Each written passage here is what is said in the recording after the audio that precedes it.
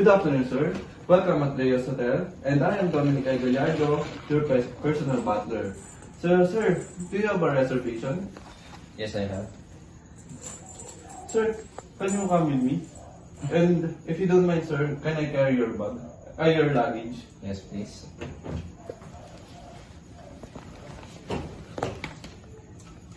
Sir, while waiting, you can have a seat. Wait, verified, sir. Please come with me.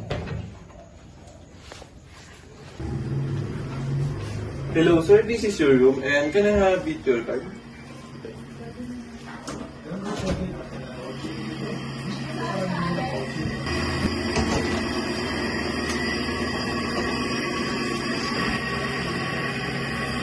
Sir, this is your sleeper. Thank you. This is the switch of our lights. You can use it whenever you want.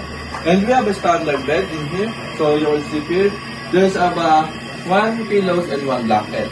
So right here, you have a TV or television. So you have a controller or remote, so you can switch the channel if you want to. And in the underneath, you have a small storage in here. You can put your belongings in here. So right here, we have the small tables, and in the top of your small tables, you have an amenities like tissue, alcohol, or air freshener. And right here, the manual aircon. So you can switch here just manually, and it doesn't have a controller. So right here, you have a window, so you can open it if you want to. So if you want to get air press. Okay.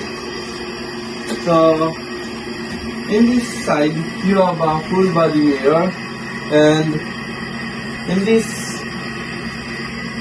back of door, so you have a hanger, and you can put in here your clothes if you want to hang it.